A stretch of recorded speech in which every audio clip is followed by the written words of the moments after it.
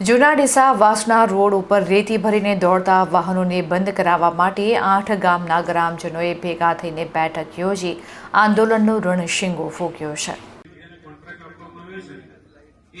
ડીસા બનાસ નદીના પટમાંથી રેતી ભરીને દોડતા વાહનોને લઈને છેલ્લા કેટલાય સમયથી ગ્રામ્ય વિસ્તારના રહીશો ત્રાહિમામ પોકારી ઉઠ્યા છે।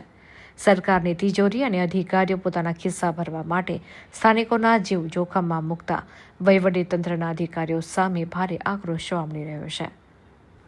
થોડા દિવસ પહેલા જૂના ડીસા વાસણા રોડ ઉપર રેતી ભરેલ ટ્રેલરે ઇલેક્ટ્રોનિક સ્કૂટીને અડફેટે લેતા માળી સમાજના એક યુવકનું મોત થયું હતું, જેને લઈને વિસ્તારમાં શોકમય માહોલ છવાઈ ગયો હતો। રેતી ભરીને દોડતા આવા વાહનો સામે કાર્યવાહી કરવાની માંગ કરવામાં આવી રહી છે।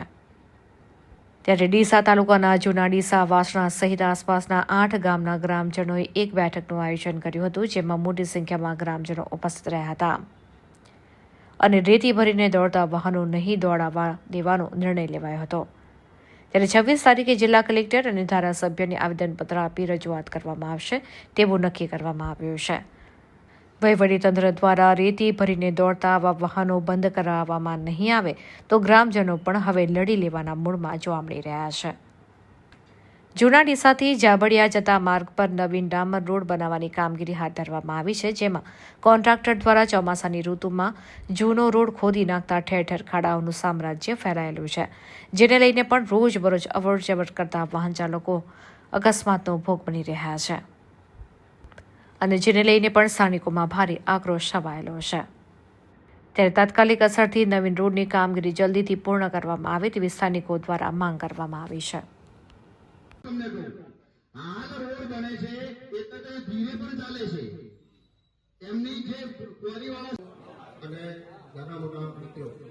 મારી એક નમ્ર અરજ છે કે જ્યારે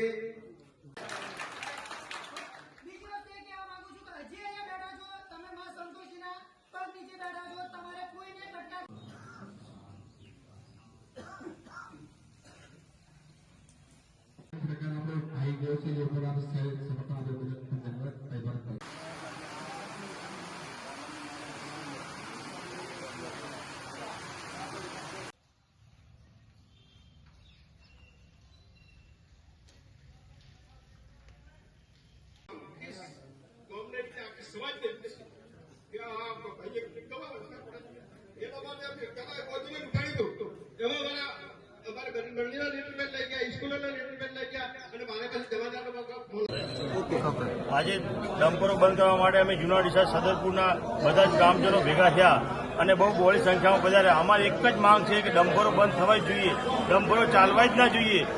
અત્યારે ભરતભાઈનો ભય ગયો છે, ભરતભાઈનો ભય નથી, બધાનો જ ભય છે, એટલે ડમ્પરો ચાલવા જ ના જોઈએ। કોરીવાળા કોઈ વિરોધ નથી, કોરીવાળા એમની વ્યવસ્થા રસ્તાની વ્યવસ્થા કરી અને ચાલે, કોઈ તકલીફ નથી।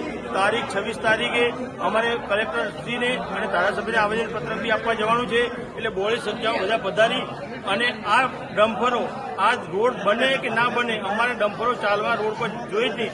બધા લોકોની આ જ માંગ છે અને આ સરકારશ્રીને બી અમારી ખાસ નમ્ર વિનંતી છે કે અમારી આ માંગ સ્વીકારી અને આ ડમ્પરો બને એટલું વહેલી તકે એ લોકો જાહેરનામું પાડી અને આ ટ્રકો બંધ કરે એવી અમારી આશા અને અપેક્ષા સાથે રાખીએ છીએ। અમે 8/2025ના રોજ જે એક દુઃખદ ઘટના બની, પરેશભાઈ માળીની, એ મારા મોટાભાઈ માત્ર ને માત્ર આ ડમ્પરોના લીધે કે જે જૂના ડીસાથી સદરપુર જે રેતી કોરી ભરીને ચાલે છે, એ કોરીઓમાં અમે આગળ પણ 2024માં લેટર આવેદનપત્ર આપેલ અને કલેક્ટર સાહેબે એક જાહેરનામું બહાર પાડેલ, 2 મહિના પાડેલું અને ફરી પાછી ચાલુ થઈ અને આ એક નિંદનીય ઘટના બની। એમાં મારા ઘરનો દીવો ઓલવાયો, પણ હું તંત્રને એક જાણ કરવા માંગુ છું અને અમારા સથવારે આવો, મારા ઘરનો દીવો ઓલવાયો છે એવા અમે આજે 8 ગામ ભેગા થયા હતા। એ 8 ગામના લોકો એક જ સમર્થન આપ્યું છે કે હવેથી આ રોડ પર અમે ટ્રક નહીં ચાલવા દઈએ, નહીં ચાલવા દઈએ ને નહીં ચાલવા દઈએ। બસ હું એ જ કહીશ કે એમને ચલાવી હોય કોરીઓની ટ્રકો તો નદીમાં ચલાવે, એમનાથી એમને કોઈ ઓબ્જેક્શન નથી। તંત્રને પૈસા કમાવે, કોરીઓવાળા કમાવે, વચેટિયાઓ કમાવે, અમને કોઈ ઓબ્જેક્શન નથી, પણ માત્ર ને માત્ર અમારે એક જ માંગ છે કે જૂના ડીસાથી સદરપુર સુધીની જેટલી પણ ટ્રકો ચાલે છે આ રોડ ઉપર ન ચાલે. નદીમાં રસ્તો છે જ નથી એવું નહીં, નદીમાં રસ્તો છે જ. તમે મેપ સાથે અમે તમને હું એસડીએમ સાહેબને મંગળવારે અમારે આવેદનપત્ર આપવાનું છે, તો સૌ કોઈ ગામવાળા આવો અને આપો અને જોડાવો આંદોલનમાં કે બીજા કોઈના ઘરનો દીવો ન ઓલવાય. અસ્તુ. આજે જૂના ડીસાથી લઈ અને સદરપુર સુધીની દરેક જનસમર્થન મળ્યું. જે ડમ્પરો ચાલે છે એ બંધ કરવા માટે અને આગળ આવી ઘટનાઓ ન બને તે માટે બહોળી સંખ્યામાં જનસમર્થન સાથે મળી અને અમે એક આંદોલન તરફ આગળ વધીએ છીએ. અને મહેરબાની કરીને જે ત્વરિત સંચાલનો છે એમને પણ કહીએ છીએ કે તમે રૂપિયા કમાઓ, અમને કંઈ વાંધો નથી, પણ તમે નદીની ભેખડે તમારો રસ્તો ચાલુ રાખો અને ત્યાં કરો, અમારા રોડ પર નહીં. જૂના ડીસાથી લઈ અને સદરપુર સુધી નહીં.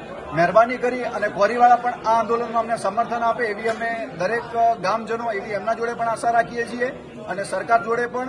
અને અહીંના જે અમારી પબ્લિક છે એના ઉપર પણ અમને પૂરો ભરોસો છે, અમારી સાથે છે, અમારે સરકાર પણ અમારી સાથે છે અને અમે એક જન આંદોલન તરફ આગળ વધી રહ્યા છીએ. અસ્તુ. ભારત માતા કી જય.